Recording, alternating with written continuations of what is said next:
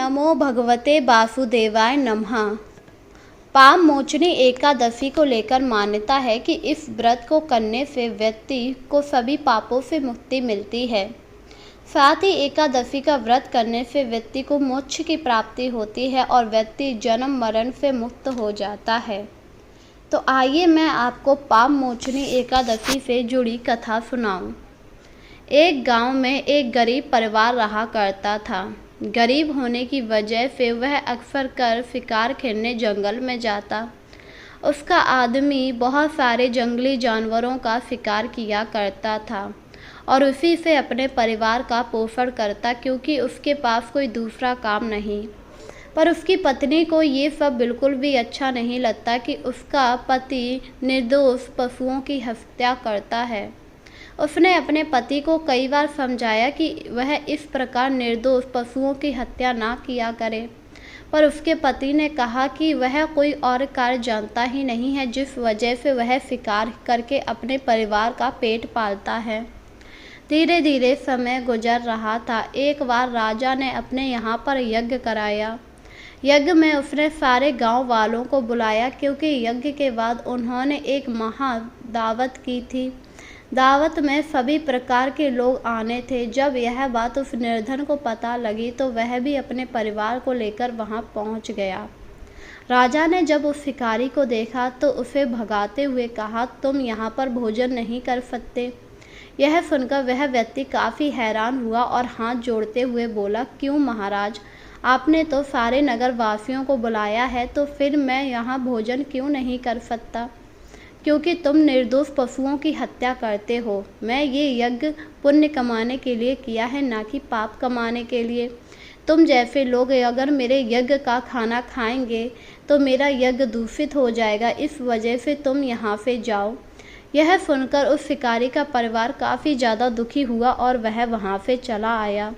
वहाँ से आने के बाद उसकी पत्नी ने कहा, देखा, मैंने आपको समझाया था ना कि आप इस तरह निर्दोष पशुओं की हत्या ना कीजिए। आज राजा ने भी आपको अस्वीकार कर दिया है। अब बताइए, हम लोगों को गांव में कौन रहने देगा? अपनी पत्नी की ऐसी बातें सुनकर वह व्यक्ति काफ़ी ज़्यादा दुखी हुआ।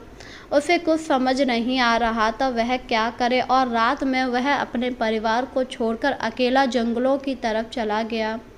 रात का समय था, चारों तरफ सन्नाटा पसरा हुआ था और जंगली जानवरों की आवाज़ आ रही थी। अंदर ही अंदर उसे वह भी लग रहा था कि वह रात के समय क्यों आया, पर वह अब वापस भी नहीं जा सकता, क्योंकि वापस जाने में भी उसे डर लग रहा था। और उसने हाथ जोड़ते हुए भगवान से कहा, हे भगवान, मेरी रक्षा कीजिए, मैं तो यहाँ आकर फंस गया हूँ। अब ना ही आगे जा सकता हूँ ना ही पीछे। अभी वह ये सब कह ही रहा था, तभी उसे किसी आदमी की आवाज़ सुनाई दी। जब वह उस तरफ देखा तो वहाँ एक साधु खड़ा हुआ था। साधु को देखकर व्यक्ति की जान में जान आई और बोला, अरे साधु महाराज, आप यहाँ पर? साधु ने जब उस व्यक्ति को देखा तो कहा, तुम इतनी रात में जंगल में क्या कर रहे हो? इस पर उसने सारी व्यथा बताई और कहा, मैं अपने परिवार से दूर जाने के लिए जंगल में आया हूँ। इसके बाद साधु उसे अपने आश्रम में ले आया। सुबह हुई। सुबह उसने देखा साधु महाराज सूर्य देव को जल अर्पित कर रहे थे। उन्हें ऐसा करते हुए शिकारी ने कहा, मैं तो बड़ा ही पापी हूँ, मैं इनके आश्रम को अशुद्ध नहीं कर सकता, मुझे यहाँ से चला जाना चाहिए। यह कहकर वह शिकारी वहाँ से जाने लगा, जिस पर साधु ने उसे रोका और कहा, कहाँ जा रहे हो तुम इतनी सुबह सुबह? इस पर उस शिकारी ने हाथ जोड़ते हुए कहा, मैं आपके आश्रम को अशुद्ध नहीं करना चाहता, मैंने बहुत सारी हत्याएं की हैं।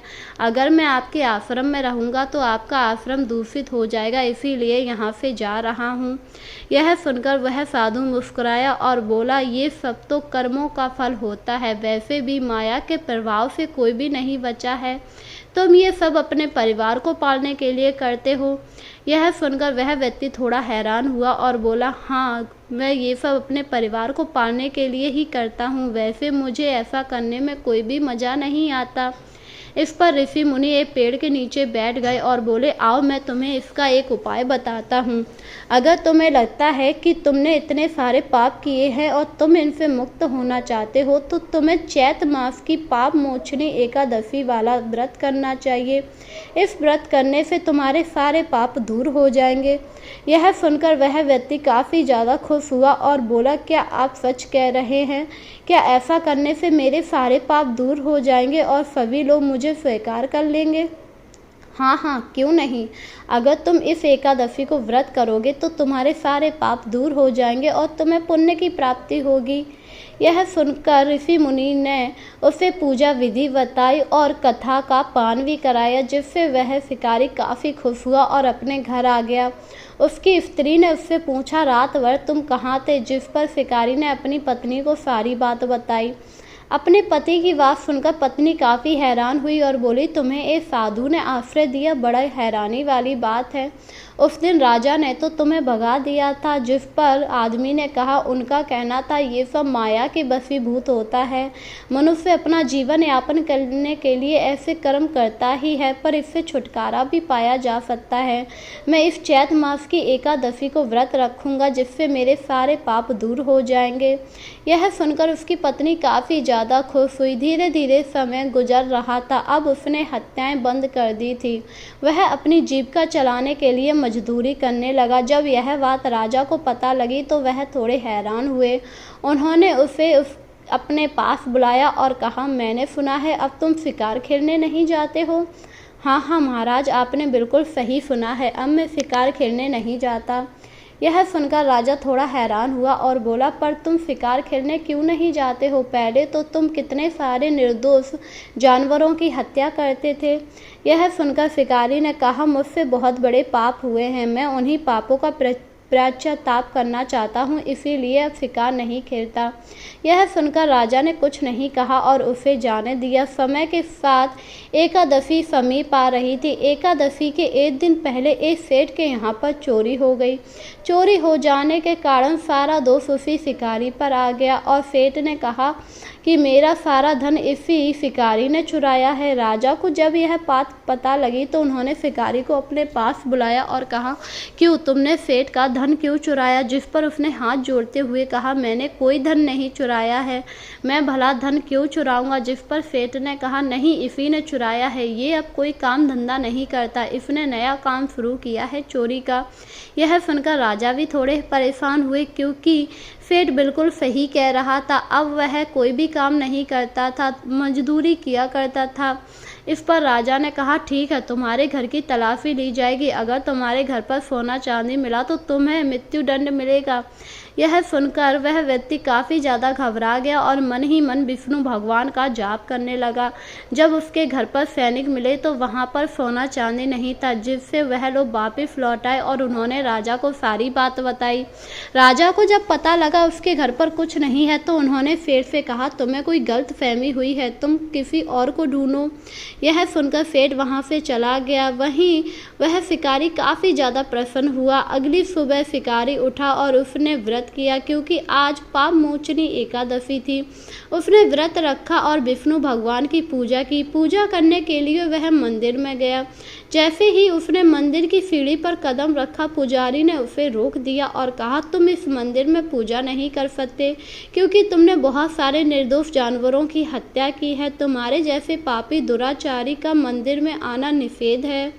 यह सुनकर वह व्यक्ति काफ़ी ज़्यादा परेशान हुआ, क्योंकि अगर वह विष्णु भगवान की पूजा नहीं कर पाएगा तो उसका व्रत सफल कैसे होगा। उसे कुछ समझ में ही नहीं आ रहा था वह क्या करे, और वह वहाँ से निराश होकर चला आया। तभी रास्ते में उसे वही साधु मिला। साधु ने जब उसे निराश देखा तो कहा, क्या हुआ, तुम इतने निराश क्यों हो? व्यक्ति ने सारी बात बताई और कहा, अगर मैंने आज विष्णु भगवान का पूजन नहीं किया तो फिर मेरा व्रत सफल कैसे होगा? आपने तो कहा था आज विष्णु भगवान का व्रत रखकर उनकी पूजा करनी है, कथा का पान करना है। हाँ हाँ, मैंने सही कहा था, तुम परेशान मत हो, चलो मेरे साथ। इसके बाद साधु उसे अपने आश्रम ले आया। आश्रम में उसने विष्णु भगवान की पूजा की। पूजा पूरी श्रद्धा के साथ करने के बाद उसने कथा का पान किया। पूरे दिन उसने आश्रम में रहकर विष्णु नाम का जाप किया। शाम को उसने आरती करके हल्का ग्रहण किया। अगली सुबह जब वह उठा तो हैरान था, क्योंकि वह उस आश्रम की जगह एक सुंदर से वन में था जहाँ पर चारों तरफ हरियाली थी। यह देखकर वह थोड़ा हैरान हुआ और बोला, अरे मैं यहाँ कहाँ आ गया, मैं तो आश्रम में था। उसे कुछ समझ नहीं आया। वह उठा और इधर उधर देखने लगा। तभी उसे एक कलश दिखाई दिया जो पूरा स्वर्ण से भरा हुआ था। उस कलश को देखकर वह पहले थोड़ा हैरान हुआ, फिर झिझकते हुए उस कलश के पास गया। तभी उस कलश से आवाज़ आई, ये कलश तुम्हारे लिए है, तुम इसे उठा लो। यह सुनकर उस व्यक्ति ने उस कलश को उठा लिया। जैसे ही उसने कलश को उठाया, वापस से वह आश्रम में आ गया। उसके हाथ में कलश देखकर ऋषि मुनि काफ़ी ज़्यादा प्रसन्न हुए और बोले, देखो विष्णु भगवान की लीला, उन्होंने तुम्हारी सारी गलतियों को माफ़ कर दिया है। इसी के साथ तुम्हारे सारे पाप भी नष्ट हो गए हैं और तुम्हारी गरीबी मिटाने के लिए उन्होंने तुम्हें ये स्वर्ण से भरा कलश दिया है। यह सुनकर वह व्यक्ति काफ़ी ज़्यादा खुश हुआ और उस स्वर्ण भरे कलश को अपने घर ले आया। जब उसकी पत्नी ने स्वर्ण भरे कलश को देखा तो कहा, इतना सारा सोना आपको कहाँ से मिला स्वामी? जिस पर उसने सारी बात बताई, पर पत्नी को यकीन ही नहीं हुआ और उसने कहा, क्या सच में इस एकादशी को व्रत करने से ऐसा होता है? मुझे तो यकीन ही नहीं है। वहीं दूसरी तरफ जब यह बात राजा को पता लगी कि उस निर्धन व्यक्ति के पास इतना सारा सोना है, तो वह काफ़ी हैरान हुआ और उसने स्वयं जाकर उस शिकारी से कहा, क्यों, तुम्हारे पास इतना सोना कैसे आ गया है? इस पर शिकारी ने हाथ जोड़ते हुए कहा, महाराज, ये सब विष्णु भगवान की कृपा है। कल मैंने पाप मोचनी एकादशी का व्रत किया था, उसी के प्रभाव से मेरे सारे पाप नष्ट हो गए हैं और उन्होंने मुझे ये धन्य दान दिया है। पर राजा को उसकी बातों पर यकीन नहीं हुआ और उन्होंने उसे बंदी बना लिया, कारागार में डाल दिया, जिससे वह व्यक्ति काफ़ी ज़्यादा दुखी हुआ और विष्णु भगवान से प्रार्थना करने लगा, हे विष्णु भगवान, मेरी रक्षा कीजिए, वरना ये राजा मुझे मृत्यु दंड देगा। उसी रात विष्णु भगवान ने राजन को स्वप्न दिया और कहा, मैंने ही उसे वह स्वर्ण से भरा कलश दिया था, तुम उसे प्रातःकाल ही छोड़ देना, वरना मैं सारा धन तुम्हारा नष्ट कर दूंगा। ऐसा स्वप्न देखकर राजा प्रातःकाल उठा और उसने उस निर्धन व्यक्ति को छोड़ दिया और उसका कलश भी लौटा दिया, जिससे वह काफ़ी ज़्यादा खुश हुआ। इस पर राजा ने कहा, क्या तुम सच कह रहे हो? पाप मोचनी एकादशी व्रत करने से शुभ फलों की प्राप्ति होती है और सारे पाप दूर हो जाते हैं। हाँ महाराज, मैंने खुद पाप मोचनी एकादशी व्रत किया था, जिसका प्रभाव स्वयं ही देख सकते हैं। उस व्यक्ति की बात सुनकर राजा काफ़ी ज़्यादा खुश हुआ और उसने पूरे राज्य में घोषणा की कि आज से सभी लोग पाप मोचनी एकादशी का व्रत किया करेंगे। इसके बाद उसने उसे अच्छी तरह से विदा किया। जब वह अपने घर पर आया तो देखा उसका घर की जगह पर अब वहाँ महल बन चुका था। ये सब देखकर वह काफ़ी ज़्यादा खुश हुआ और मन ही मन उसने विष्णु भगवान का धन्यवाद दिया। वहीं दूसरी तरफ राजा भी काफ़ी ज़्यादा प्रसन्न था। इस प्रकार जो भी इस एकादशी का व्रत करता है, विष्णु भगवान उसकी सभी मनोकामनाओं को पूरा कर देते हैं। इसीलिए हमें पाप मोचनी एकादशी का व्रत पूरी श्रद्धा के साथ करना चाहिए। इस दिन व्रत रखकर हमें विष्णु भगवान की पूजा करनी चाहिए, कथा का पान करना चाहिए, जिससे आपके सारे कष्ट दूर हो जाएंगे और आपके सारे पाप भी धुल जाएंगे। तो बोलो जय श्री कृष्ण, जय वासुदेवा।